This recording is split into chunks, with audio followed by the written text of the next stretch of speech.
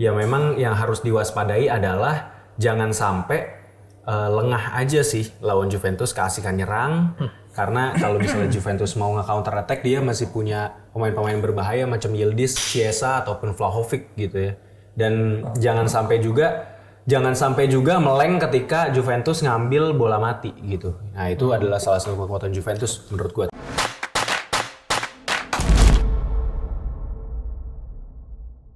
Halo Tifosi, welcome to Pinball, Opini Football, sebuah channel YouTube yang membahas sepak bola dunia khususnya Serie A Italia. Gue di sini tidak sendiri teman-teman. Gue di sini sudah bersama para pundit-pundit kesayangan kita semua. Ada Bapak Bintang 2 Aldi Rizky dan ada Bapak founder Milanisti Indonesia. Bukan. Bara Adiaksa, bukan. Leverkusen. Di episode kali ini kita akan membahas prediksi Giornata 35. Terus juga gue mau announce sedikit nih teman-teman. Sebelum gue masuk ke pembahasan, gue pengen jelasin ke kalian dan ngasih tahu ke kalian bahwa kita bakal ngadain mini soccer tanggal 10 Maret. Wajib ikut. Jadi buat teman-teman tifosi yang berdomisili di daerah Jakarta dan sekitarnya yang masih terjangkau di Jakarta, itu boleh banget ikut main. Kita akan main di lapangannya di daerah Kemang, Jakarta Selatan di Tribun Mini Soccer. Terus tapi sayangnya ini tidak gratis ya teman-teman ya. Ini agar ada kebersamaan di antara kita akan mengenakan biaya seperti kita main bola seperti biasa gitu, biar ada rasa kebersamaannya gitu. Kita akan mengenakan biaya sebesar 50.000, tapi itu juga udah bisa dapat fotografer, main selama 2 jam ya kalau nggak salah ya, 2 jam. Terus juga pembagian timnya tentu pasti akan lebih rapi dari tim kita, akan diatur. Terus kalian juga berkesempatan untuk ngegebok mukanya Rangga, nyeleding perutnya Aldi, atau ngejambak rambutnya Bang Bara. Nanti gua yang akan passing bola ke kalian tentunya, menyervis kalian lah. Tapi kalau bayarnya 500.000 per orang, nanti kita gestar inilah Zamus gitu apa siapa? Iya, Zamus. Siapa tuh Zamus? Oke, jadi bagi para tifosi yang ingin join, isi form aja di deskripsi untuk join grupnya ya nanti ya teman-teman ya. Jadi gitu. Grup Pokoknya MLM. Pasti bakalan dengan 2,6 juta kalian bisa beli Fortuner. Iya, nanti juga bakalan ada MLM gitu teman-teman. Jadi ini emang sebenarnya di prospek sama kita. Enggak bercanda. Oke, sebelum gua masuk ke pembahasan Giornata 35-nya, ini adalah klasemen sementara di Giornata 34 teman-teman. Inter ya udah nggak mungkin kemana-mana karena emang udah juara. Di sini ada Milan masih di posisi 2 dan memastikan diri di Liga Champions. Juve di posisi 3, Bologna di posisi 4 yang siap-siap menggeser Juve dan menempatkan Juve di posisi targetnya dia. Dan ada Roma bersaing ketat dengan Atalanta di posisi 5 dan 6 di UCL untuk memperebutkan zona terakhir UCL. Nah, tapi Roma dan Atalanta ini juga cukup unik kasusnya. Selain di Liga, dia juga bisa memperebutkannya di siapa yang jadi juara UEL ya nantinya. Karena mereka berdua masih bermain di UEL. Nah, sementara Salernitana sudah dipastikan untuk degradasi. Sassuolo ini masih belum pasti degradasi, dan ada Udinese. Udinese tanda-tanda kan. Udinese tanda-tanda yang kemarin Bang Bara bilang, dan sepertinya bisa jadi kenyataan, tapi gue tetap ngerasa Udinese bakal selamat, gue pribadi. Nah, jadi itu teman-teman, ini bisa kalian lihat di layar kalian ya. Oke, kita masuk ke pertandingan pertama Giornata 35. Ini ada pertandingan antara tim kesayangan saya dan Bang Bara ya, AC Milan melawan Genoa. Ini prompter tolong digeser. Terima kasih. Oke, Bang. Milan yang pelatihnya kayaknya udah bakal dipecat di akhir musim. Akan bertemu. Tidak diperpanjang lebih tepatnya, bukan Emang dipecat. kontraknya berarti habis musim ini. Karena kalau dipecat sekarang nih tetap kompensasi walaupun sisa beberapa match kan, namanya punya pemilik medit ya. Iya benar, nggak bisa. Nah, ini akan lawan Genoa. Bang Bara, kalau dari lu ngelihatnya gimana? Terakhir kan Milan terakhir seri pertandingan amal 0-0 lawan Juventus. Nah, menurut lu di pertandingan kali ini gimana? Apakah akan direpotkan oleh Genoa atau akan memetik kemenangan, Bang? Kemarin Genoa bermain cukup impresif ya melawan Cagliari, menang 3-0. Gudmundsson main bagus, terus pemain tengahnya siapa tuh juga yang pemain Denmark ya apa? Itu juga lumayan oke. Tapi di sini gue ngeliat banyak faktor yang mendukung kemenangan Milan. Karena satu, Genoa bermain dengan 3 back. Ini cukup menjadi makanannya Leao dan siapapun yang dipasang di kanan antara Pulisic atau Chukwueze. Di sini harusnya Pioli kalau menjadi orang yang lebih bermanfaat bagi pendukung Milan ya. Dia akan mengeksploitasi serangan dari saya, banyak switch play di mana ketika 3 backnya ini merapat di tengah, Leo bisa melebar dulu ataupun Pulisic. Jadi gue nggak ngelihat ini menjadi batu sandungan untuk Milan. Kecuali memang ya sebenarnya lolos di UCL udah ya, sebenarnya dari gue pribadi udah nggak terlalu kayak ngotot Milan harus bermain gimana gitu melawan, tapi memang di atas kertas hanya melawan Genoa walaupun habis menang 3-0.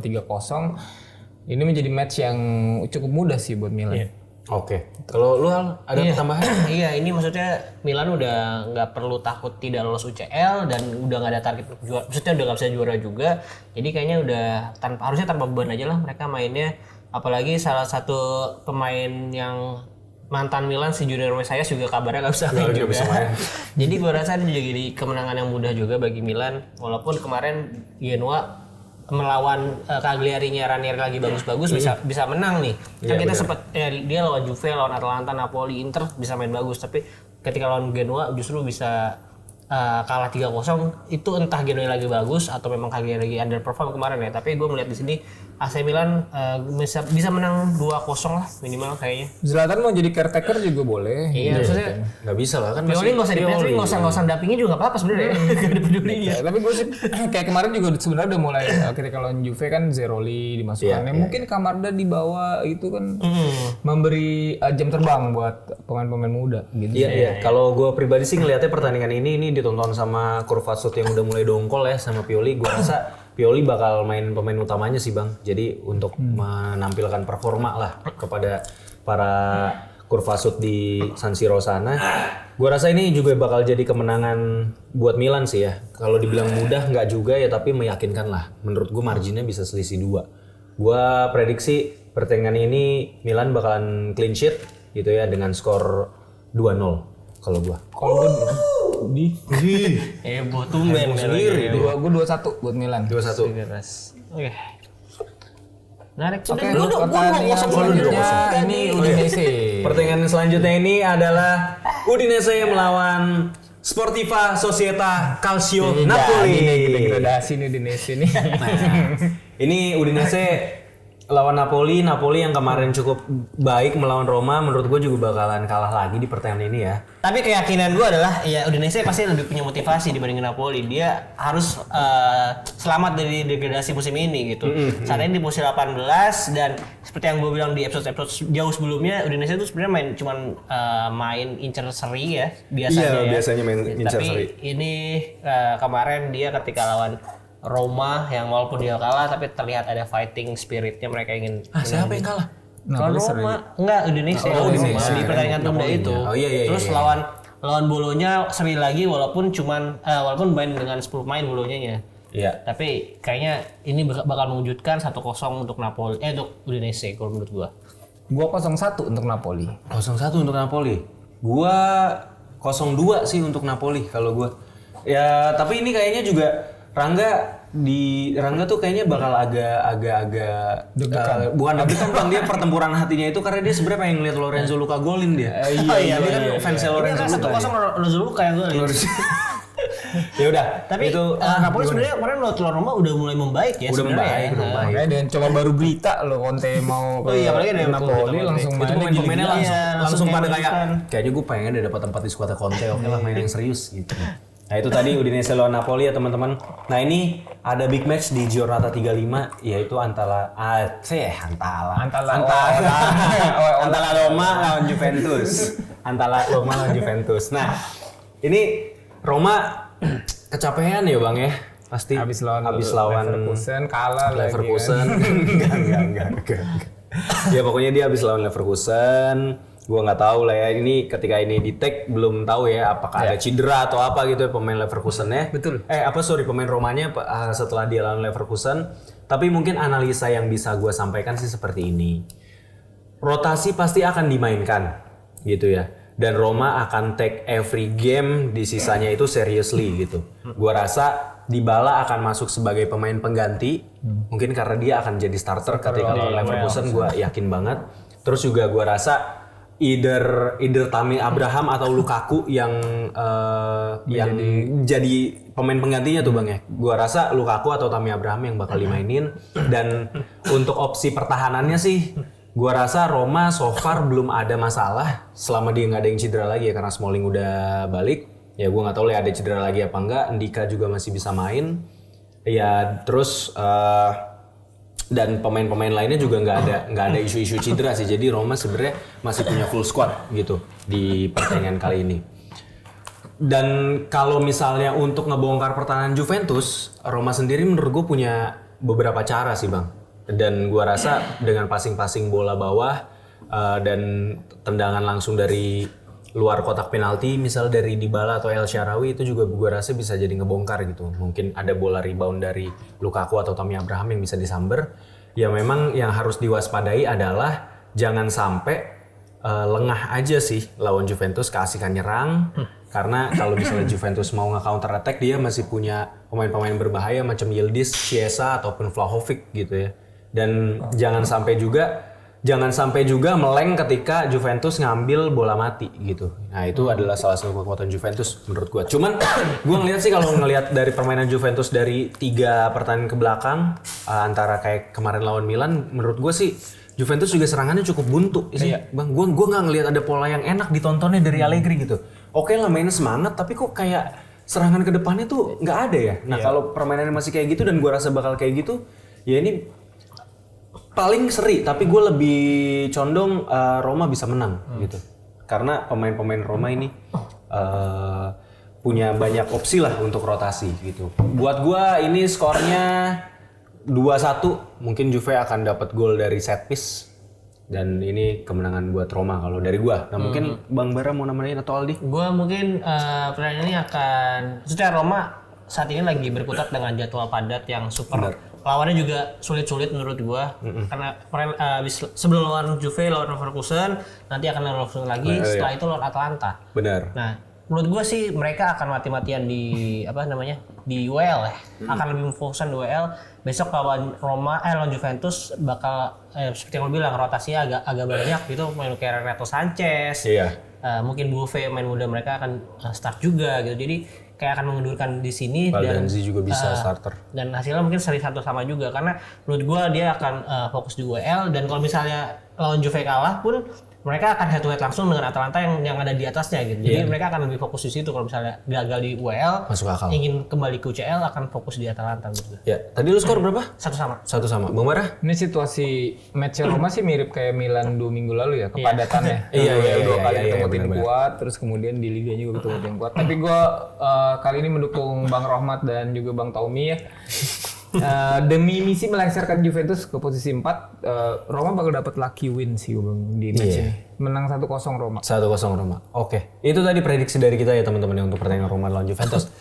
Nah, selanjutnya ada pertandingan antara, ini tidak penting Sudah tidak penting sebenarnya. Tapi penting untuk Sassuolo untuk selamat dari zona degradasi. Ini ada Sassuolo melawan Inter. Berardi masih cedera, De Vrij masih cedera, Castillejo pemain Milan juga masih cedera. Dan sedangkan Inter walaupun mainnya udah nyantai tapi masih ini dia. Tim fan football, dia main fan football aja masih bagus Bang Inter. Ya gimana Di kalau lu ngelihat pertandingan ini?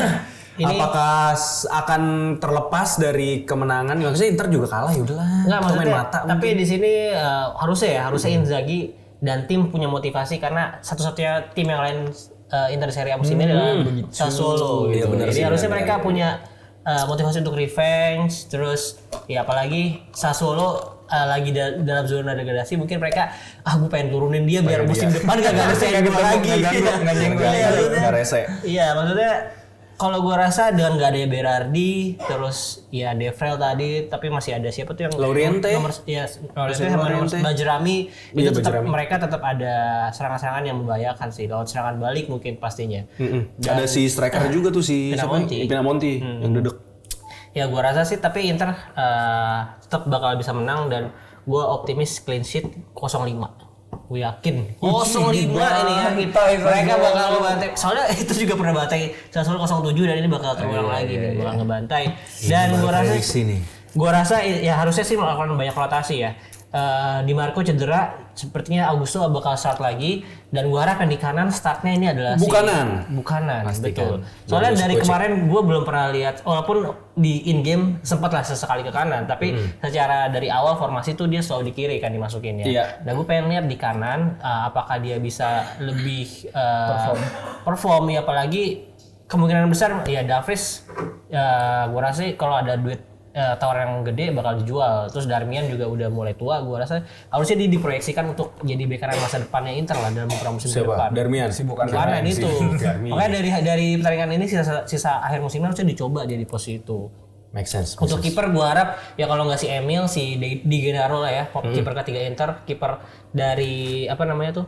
Primavera Inter, terus belalang gua anak mana dan akhirnya balik lagi di umur yang udah 27 hampir 30 gitu. Harus dikasih debut sih menurut gua dia. Belum pernah debut soalnya di Inter.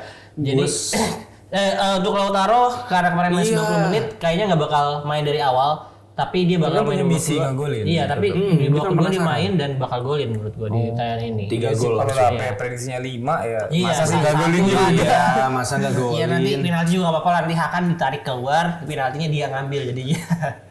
Bisa. Soalnya 05 harusnya sih nih. full rotasi sih, lini tengah di depan sih menurut gua harus rotasi. 05. Make sense. Masuk akal sih lu, Bang. Sulit memprediksi seri pun buat Sassuolo ini karena nggak ada Berardi juga. Iya, siapa yang Ya udahlah terpaksa ini menang Inter 0-2. Mungkin nggak sampai 5 lah, tapi 0-2 lagi. 1-4 gua, Bang. Kalau gue prediksi 1-4, Sassuolo bisa nyolong 1 gol tuh nggak sengaja. Bola-bola dribbling. Dia mau nendang, reboundnya ke dia lagi, nah terus gol tuh. Paling yang golin si Pinamonti tuh. Kemudian kipernya Emil ya. Iya, semoga kiper Emil Dardak. Emil belum pernah kebobolan ya? Di musim ini. Udah kok. Pernah main kan dia? Pernah main. Oh iya. Dan pernah kebobolan ya? Iya, tapi ya walaupun Emil tetap punya daerah Indonesia, tapi sekarang kita udah punya Martin Price juga ya. Iya, Udah yang baru diresmikan. Dan semoga bisa lebih perform lagi ya. Nggak perlu lah ya pemain yang rada jual mahal kayak gini. Maksudnya kita juga kiper banyak kasihan Hernando-nya malah jadinya. Iya, gua rasa kiper kayaknya posisinya di Indonesia udah cukup lah. Dengan Martin. Ya udah, kita nanti akan ada pembahasan terpisah buat Indonesia. Gimana menurut Tifosi? Tulis di kolom komentar, ikut berdiskusi dengan kami dan berikan kritik dan saran. Jangan lupa lempar-lempar sawerianya. Thank you yang udah ngikutin. Jangan lupa juga subscribe dan nyalain loncengnya biar subscriber kita makin banyak dan penonton kita juga makin banyak. Jadi seru ya kita berkomunitasnya. Juga nyalain loncengnya biar gak ketinggalan juga episode-episode lainnya nih, karena kita adalah satu-satunya channel di YouTube Indonesia yang konsisten membahas Serie A Italia. Mudah-mudahan musim depan mau tetap lanjut Sawerianya di Sawer. Iya benar, sawer. Dan musim depan juga akan ada format-format baru yang lebih interaktif. Sawer. Karena ini tempat kita kontraknya habis bulan depan ya. Iya, makanya sawer dong. Nih biar bisa diperpanjang nih, tolonglah. Nah, jangan lupa juga follow Instagram dan TikTok di @winsport.com untuk berita olahraga up to date. See you on another episode, teman-teman. Ini karena Aldi mecahin ini. Bye. Thank you. Arrivederci. Ciao.